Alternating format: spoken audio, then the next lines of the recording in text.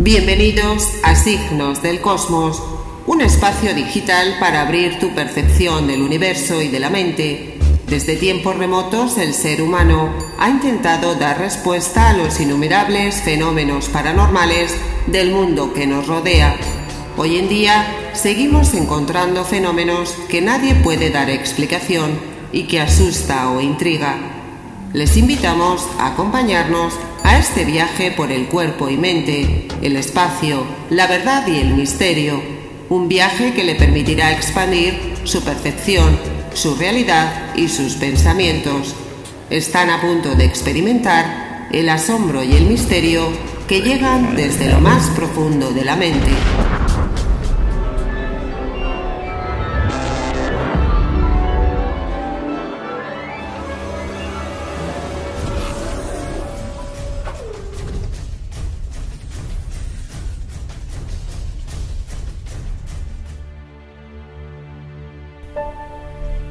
El catarismo es la doctrina de los cátaros, o albigenses, un movimiento religioso de carácter gnóstico que se propagó por Europa occidental a mediados del siglo X y logró arraigar hacia el siglo XII entre los habitantes del mediodía francés, especialmente en el Languedoc, donde contaba con la protección de algunos señores feudales vasallos de la corona de Aragón. Los cátaros caminaban descalzos por las calles de los pueblos de Languedoc alrededor del 1100, extraños misioneros vestidos con una túnica negra, siempre de dos en dos. Los cátaros eran ascetas, vegetarianos, célibes, no recaudaban el diezmo ni se otorgaban tierras o ventajas de algún tipo. Altamente exigentes consigo mismos, no tenían servicios religiosos obligatorios, sin distinción de sexos para la vida religiosa. Ningún matrimonio obligado. Creían en la reencarnación, en la dualidad de las cosas. Rechazaban los juramentos y creían que el amor lleva en sí mismo a la salvación. El catarismo afirmaba una dualidad creadora formada por un Dios espiritual y otro material, representado por los católicos como Satanás. Este último era el creador del mundo físico que habitamos, que para los cátaros estaba maldito. El dios Yahvé, a quienes los judíos rendían culto en el Viejo Testamento, fue identificado como el dios extranjero, es decir, el diablo. Esta concepción daba coherencia a los pasajes bíblicos donde Dios ordena guerras y masacres en el texto sagrado hebreo. Por otra parte, Jesucristo era un enviado del Dios espiritual, en contraposición al diablo, adorado por los judíos hasta nuestros días. Los cátaros predicaban la salvación mediante la observación de normas morales de conducta que buscan purificar el espíritu al alejarse de lo material, que consideraban obra demoníaca. En respuesta, la Iglesia Católica consideró sus doctrinas heréticas.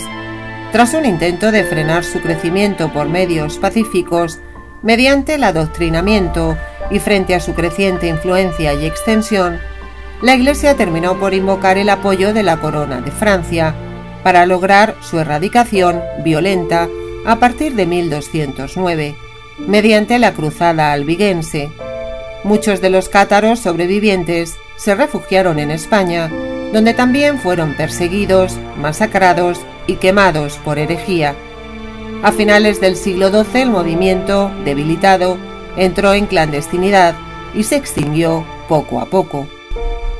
Los cátaros creían que el mundo físico había sido creado por Satán, a semejanza de los gnósticos que hablaban del demiurgo. Sin embargo, los gnósticos del siglo I no identificaban al demiurgo con el diablo, probablemente porque el concepto del diablo no era popular en aquella época, en tanto que se fue haciendo más y más popular durante la Edad Media. Según la comprensión cátara, el reino de Dios no es de este mundo. Dios creó cielos y almas. El diablo creó el mundo material, las guerras y la Iglesia Católica.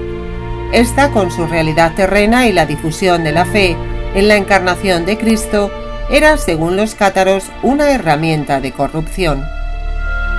Los cátaros básicamente se dividían en perfectos, buenos hombres y creyentes. Los principios estrictos eran sobre todo para los primeros, mientras que los segundos normalmente solamente recibían el consolamentum antes de morir. Este rito suponía, entre otras cosas, la admisión al grado de perfectos. ¿Pero qué eran el rito de consolamentum, el mejorament y la endura? El consolamentum era un sacramento de liberación del mal, es el bautismo espiritual y desarrolla un triple papel, evidentemente el bautismo, pero también la ordenación y la extrema unción.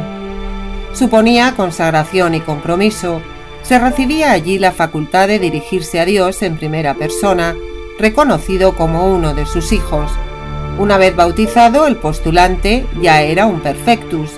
En el momento de realizar esta ceremonia, profesaban una serie de votos de esencia monástica.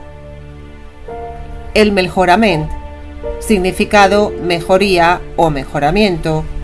Cuando un creyente cátaro encontraba a unos perfectos, les saludaba de una manera muy particular, practicando el mejorament, acto que le servía para mejorar, es decir, le hacía progresar en el camino hacia el bien. Se inclinaba profundamente 3 veces delante de ellos y les pedía su mejoría espiritual. La endura, martirio directo. Algunos creyentes cátaros, obsesionados por acelerar la liberación del alma, tendían a asimilar la muerte en manos de un perfecto, con un bautismo en la Iglesia de Cristo. Esta fue la causa que hizo que se multiplicaran, a finales del siglo XIII y principios del XIV, las prácticas que habrían motivado el origen de la leyenda de este suicidio ritual mediante una huelga de hambre. Todas las fuentes ordinarias que nos informan sobre los cátaros parecen coincidir en un hecho. Los cátaros habrían rechazado el Antiguo Testamento y a su Dios, y habrían promovido una fe en favor del Dios del Nuevo Testamento, a su juicio el Dios verdadero, personificado en la figura de Jesús.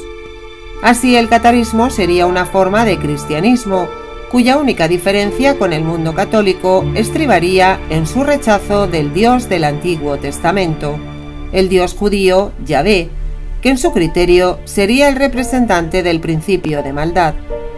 Lo que no dicen, eso sí, ninguna de las fuentes ordinarias, es que el cristianismo cátaro está muy lejos de identificar a la figura del Cristo con la persona del carpintero crucificado llamado Jesús. El Cristo cátaro no tiene carne ni huesos. El Cristo cátaro no es más que el arquetipo de la figura de aquel que porta la luz. En griego, la expresión portador de luz puede decirse de 2 modos distintos.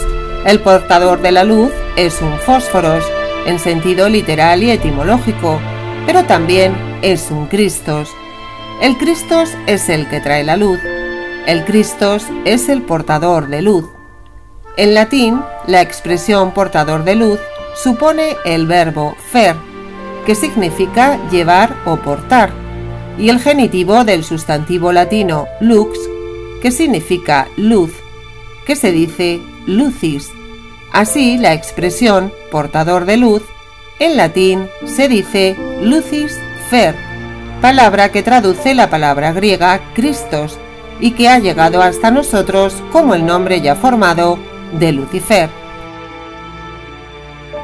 Si el vídeo les gustó, no duden en compartirlo y suscribirse al canal. Nos vemos en el próximo videoprograma. Mucha luz y mucha suerte.